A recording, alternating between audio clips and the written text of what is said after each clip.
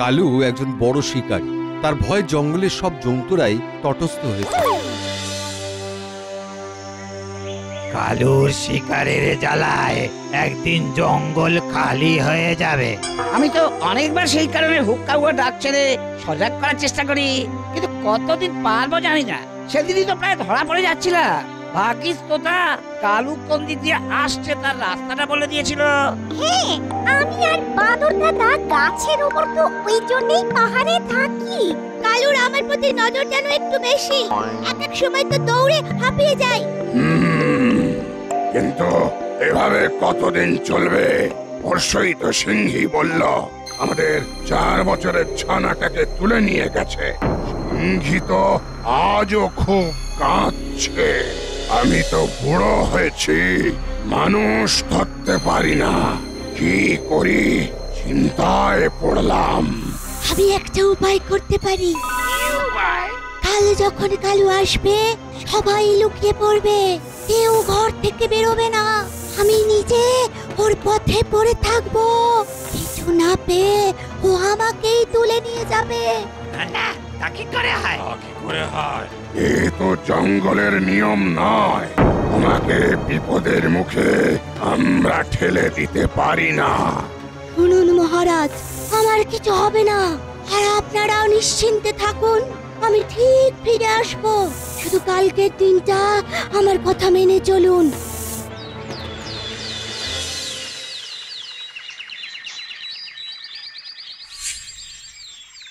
কি ব্যাপার তো বোঝা যাচ্ছে লাই, জঙ্গলটা আজ তো শান্ত কেন বটে? অবাক কাণ্ড, সেই কোন ছোট্টবেলা থেকেই তো পশু শিকার করছি বটে, ইমন ধারাটা তো কখনো দেখি নাই। আজ কি তবে শিকার মিলবে নাই? শিকার না পেলে তো ফুলু আবার রেঙ্গে যাবে।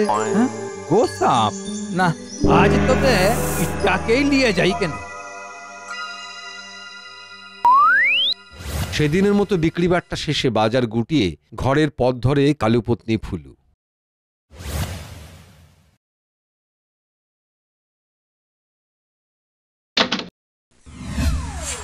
মাই গো, মরদটার বুদ্ধি দেখো, সাপ মারি আছে। এখন এটাকে রাইন্দবে কে? মার যত হচ্ছে যত জ্বালা। ও, এটা কি বুদ্ধি? আমি সাপ নই গো। সাপ লও তো কি? তোমার বর আমাকে বিয়ে করবে বলে এনেছে। আজ এই কথা কইবে তো কাটি দুখান করে ফেলবো বুটিয়া। আমার মরদটারে ফুসলায় এখন তার উপর দোষ দিচ্ছ? আমি সত্যি বলছি, তোমার স্বামী আমায় জঙ্গল থেকে এনেছে, মন্ত্র পড়ে আমায় সাপ করে রেখেছে। এ ফুলু, ও বউ, তেলটো আর গামছাটো দে কেনে, চানটুকুন সেরে আসি। ও মা, কাঁদছিস কেনে বউ? তবে তোর মাল আমার ভালোই লাগে। মিছা কথা কইবিলা, এরপর তো অন্যের হাতের সোহাগ খাবার লাগি ঘরে সত্যি এনেছো। তোর মাথাটা কি খারাপ হয়ে গেল ফুলু? তোর মাথা খারাপ কিনা ঘরে গিয়ে দেখ বুটে। কেন, ঘরে কি আনছে রে? তুই তো বাইরেই আছিস বটে। যা যা যা লেকেনে ঘরে গিয়ে দেখ।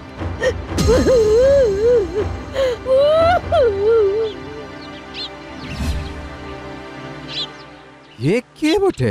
আমার সতীন, তুই ঘরকে আছিস? আমি কেন আনবো? মিথ্যা কথা। মিথ্যা কথা আমি কইছি না, তুই কইছিস। আরে বুলু, আমি তোকে ছাড়া আর কাউকে বিয়া করব লাই। ফের মিথ্যা কথা, আজ তোকে আমি শেষ করে দিব। ডাক ডাক কেন ডাক।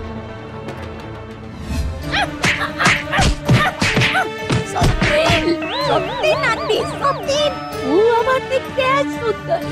আয়, আমার উপর থেকে তোর মন ঠিক আছে। ওকে মেরো না, ওকে মেরো না। আমার মরদ, আমি মারবো কি ছাড়ি দিব সেটাও আমি বুঝি লিব। তোমাকে জবাব দিব লাই। আমি ওকে ভালোবাসি। ভালোবাসাবাসি ভর করে দিব আজ। ওই মা, কি এবার বিপিটো সে যে খাটে উঠে বসেছে। লাভ লাভ আমার খাট থেকে লাভ না করে। নামবে কিনা? না না, নামবো না, নামবো না, নামবো না। তবে তুই আমাকেই লুকাতে হবে বুঝে? বিয়া করবি বিয়া, আমার মরদটারে বিয়া করবি, সত্যিন হবি সত্যিন। ও সব আমি তো চাই দিব আইজ। চল চল না কেন চল। যাক, আপদ বিদায় নিয়েছে এবার। আজ দিনটা ভর এই দরজাটা তো বন্ধ থাকবে। দেখি সে কেমন করে তুকে আমার কাছ থেকে নিয়ে যায়।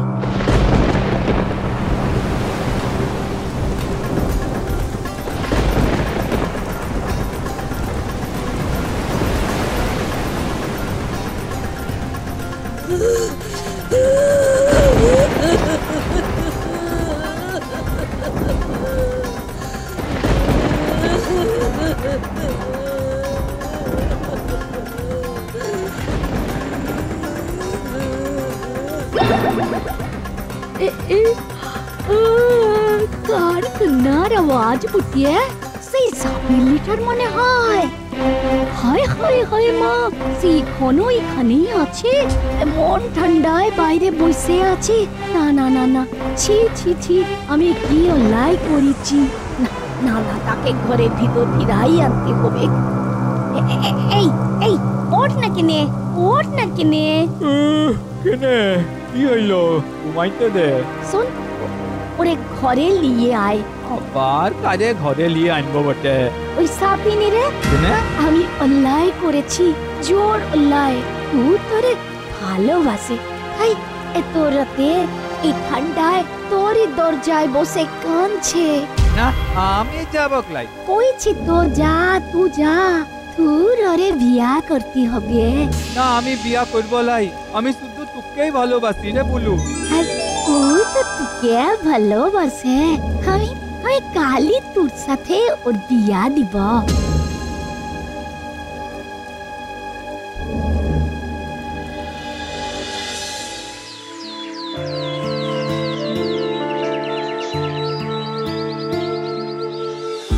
তোমার কি হবে? কিনে বটে? আমার সাথে বিয়ে দিলে তোমার কি হবে? কেনে আমরা এই কষ্টের সংসার না হয় দুই বন্টো মিলে চালায়ে নেব। আমি তো সতীনের ঘর করব না। বেশ, তুই সংসার করবি, আমার বড়টারে দেখবি, আর আমি তোদের বিয়া হয়ে গেলে বাপের ঘরটো চলি যাব।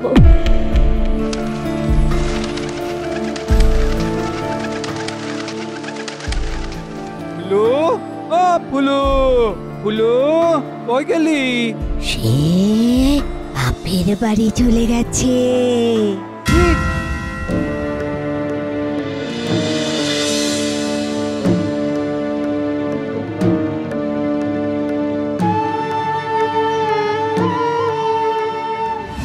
একি তুই? এ ফুলু, তুই না থাকলে আমিও ও ঘরে থাকবো লাই। না না, তুই ঘরকে যা, ও বসে আছে। থাক বটে, আমি তোর সাথে যাব। বললাম না, ও ঘরে বসে আছে। না, আমি এখানে।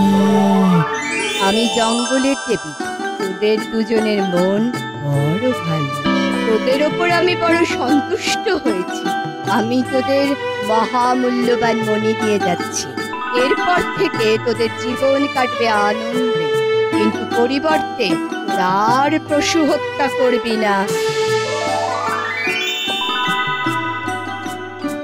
দেবী অন্তর্হিত হন। কালু ফুলুকে নিয়ে বাড়ির পথ ধরে, হাতে মণি। তার আলোতে দুজনের পথ আলোকিত হয়ে ওঠে।